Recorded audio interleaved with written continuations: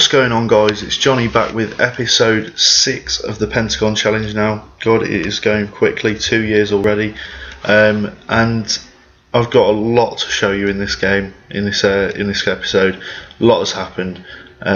Anyone with a keen eye for the game will have already spotted it, but I'm not going to let it out of the hat yet. So we get onto the fixtures for the second half of the season. So the last time you saw us was the 1-1 draw against Supersport United. We then lost 4-2 to Jomo Cosmos. Disappointing because we've had a good set of results against these recently. But 2 goals, Carlton Hughes and Simbasit Hole getting us on the score sheet, but they scored 4, beat us. Disappointing result, but we did bounce back in away in the next game away at Bidvest Wit, drawing 4-4, although we were 3-1 up at half time, but then we were 4-3 down in the last 10 minutes before we equalised. Mangoma Zulu, Hughes and Sithole with 2 getting us 4 goals and a 4-4 draw. We then drew 0-0 with Bloemfontein Celtic. Very boring game, nothing really to tell there. We then got beat by Tux 3-2, another defeat to this team, and it is really doing my head in about them now. They're getting on my nerves. I can't stand that badge, can't stand their kit, I just hate them full stop. But getting on, Batterbear and Tho with the goals, Lucky Kune picking up an injury. Not good news. We then drew away at bottom of the table Black Leopards for the second time this season. 0-0, very boring game again. We tried, we couldn't do anything. 0-0 for end result. We then played Sundowns, and Sundowns are challenging for the title, challenging for the Champions League place, and they beat us 1-0. We held on for quite a while, as our defensive average ratings would suggest. Nothing going forward though, and in the end they did break us down, and they won it 1-0. Then we played Golden Arrows in what was probably the biggest game of the season, but you won't understand why that is yet. We beat them 4-1. Cracking result. Abel and Tho with 3 and Lucky Kune with 1. We then played Ajax Cape Town and beat them 1-0. Carlton Hughes with the goal. Decent result against a decent side. We then got beaten by Orlando Pirates 2-0. They're a very good side though. You can't complain really when you lose them. Team of our stature as well. We're not a great side, but we're not a bad side either. But they are just a pure great side. They've got some fantastic international players in their squad. We then played a good side this season in the shape of Swallows, who beat us 2-0 at their place. They just played far better than us on the day, and we deserved the defeat. And last but not least, we drew 2-2 away at Black Leopards. Mangoma Zulu and Kune with the goals. It went to penalties in the South African Cup first round, and we got beat on penalties 7-6. Now, if you're wondering why I'm saying that was last game to tell you about, that's because, as you can see down here, there's a team in blue, which is Kaiser Chiefs. They're my new team. I left after the cup game and went to Kaiser Chiefs. The reason that Golden Arrows game was so good, I'll see if I've got it on here. Let's see if it goes back far enough. Yep. Right. Kaiser Chiefs sacked Middendorp. He was the man they chose over me in the summer, which I wasn't pleased with, but they gave him the chance. He didn't do well, they sacked him. The Golden Arrows manager was linked with it down here in the where it says CV's flooding in. He was the one linked with the job. He then declared his interest. The Golden Arrows board decided to consider his position. I applied for the job, to which they eventually... Nope, it's not going to show me for some reason. They considered his position. I applied for the job. The board then said to me that they didn't want me to leave. They didn't come out forcing me to resign or anything. They said they didn't want me to leave. Kaiser Chiefs considered it, and then they offered me the job, and I left. And I think the reason that they offered me the job was, one, that 4-1 win I had over Golden Arrows. But also, when Kaiser Chiefs were managerless, they played Golden Arrows and they beat them 1-0. So they maybe they thought this manager isn't great, so they decided to go with me instead. So I took over for the last 5 league games.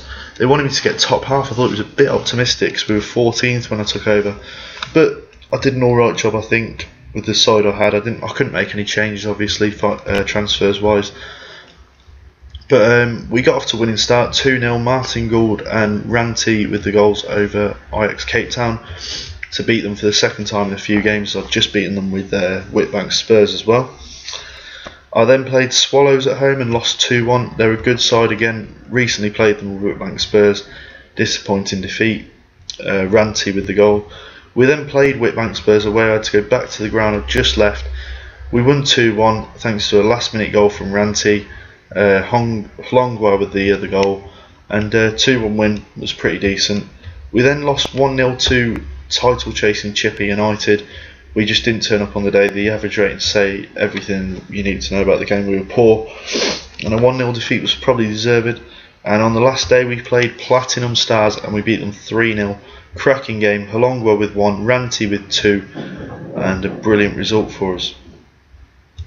So 3-0 win, and that left us 8th in the South African Premiership, finished in the top half just. And to be honest, I definitely think we can push on and get up the league next season, and possibly even win the league. We need to return them to their former glory. They haven't done anything for quite a few years. They haven't won the league for about 10 years almost. Last win was 2005, and if you look at their league stature recently, it's been dropping. So we need to get them back up to this here, where they were constantly finishing up the top apart from these couple of years. But since then they've just been a bit on the down, but they've got a continental reputation, secure finances. I'll just show you the finances quickly. They've got a £17.3 million balance, and that's not projected to deteriorate either. They get a lot of money in through the gate turnover. We've got a bank loan that we're paying off till 2028, but that doesn't make too much of a difference. But if you look at their average attendance, it is ridiculous. South African Premiership team stats, average attendance. Kaizer Chiefs 28,960, miles ahead of Orlando Pirates by about 10,000 fans. So they get plenty and plenty of fans through the door, but they just don't seem to, I don't know, be turning any performances out, be bringing in the right players. They've got a good side. They've got top 5 players here. I'll go through them quickly. Ranty, 5-star potential, cracking striker, only 23 as well. Great pace, great composure, great finishing. He should be scoring more goals than he did, but he scored 5 in 5 for me. Show you 1 goal, 2 goals against Platinum Stars. That's 5 games I took charge of. That's the 5 goals he scored. So obviously he scored goals under me, not under the previous regime. Sifiwe Shabalala, if you watched the 2010 World Cup in South Africa, you'll have remembered this guy. I think he scored a cracking goal against France, if I remember rightly. He's a great player. He's 29, but he can still do it at this level. I managed to secure him to another 2 years as well. And his creativity is brilliant, dribbling brilliant. He's got a bit of pace. Fantastic player to have, and he'll be an addition to the squad. Hlongwa, 4-star potential, another good striker, but I am boosting the striking department. I'll show you that in a minute, but he's our top scorer this season with 14. Lucky Beloyi is the right back, good young 22-year-old right back. He's got tackling, lacks a bit of pace and stamina, but he's got some other stats to make up for it, and his average rating has been good this season, 7.07. And last but not least, 31-year-old centre-half Morgan Gould, who will provide one of the players in the spine of the team.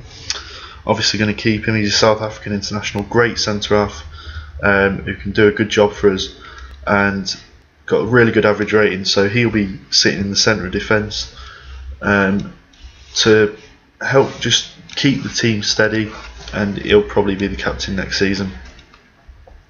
So I'll get on to the players that I'm bringing in already that I know of. 5 players, all from Whitbank Spurs, all coming to join me. Not that, transfer centre. Danny Isoso Mabo, everybody knows him if you've been watching my series. Cracking centre-half who can come in alongside Morgan Gould and do a really good job at centre-half with him. 6'1", he's got fantastic tackling, really good average rating this season for a team that finished right down the table. So I'm pleased to bring him in. Rodrigo Bong has come in at left back, We needed a left back, and he just fits the bill. He's a very solid left back. He doesn't do anything too eccentric, doesn't do anything stupid. 7.04 average rating. Really good defender, and he can play on the right as well if needed to. And he's been really ever present since I brought him in at the start of our first division campaign. Lucky Kune is coming in alongside strike partner Abel and Tho to strengthen the striking department. I'll then have 4 strikers to choose from who are all quality and all capable of scoring goals at this level. Kune scored 10 this season and been really good, and he's returning to Kaiser Chiefs, who, remember, I got him after they released him. I think he's good enough to come back, so he is coming back with me. And Abel and Tho is the other one.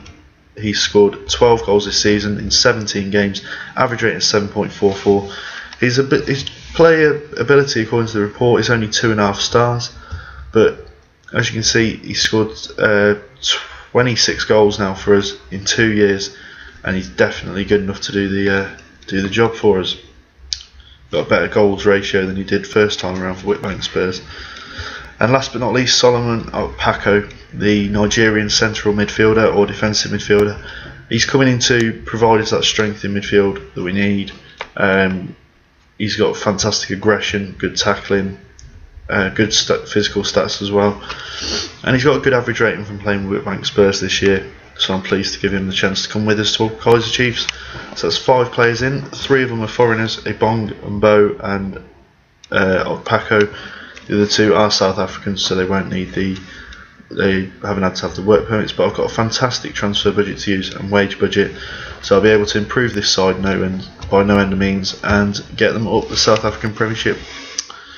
So the next time you see me, I'll be doing the first half next season's review, and it will be a cracking one with Kaiser Chiefs, I'm sure of it. And this is the team I will be winning the Champions League with, so you won't expect any more changes managerially. And I did say I was going to move about if I needed to, and I did need to. They've got by far and away better setup to win the Champions League than Whitbank Spurs have. So I'll see you in January for the first half of next season's review, along with all the transfers and everything. So if you like this episode, please do give it a like, subscribe if you haven't already, and do leave me any comments you want to ask me about, to do with the series, to do with the challenge, or just to do with any FM in general. I'll be glad to answer them. So thanks a lot, guys, for joining me, and I'll see you again soon. Bye.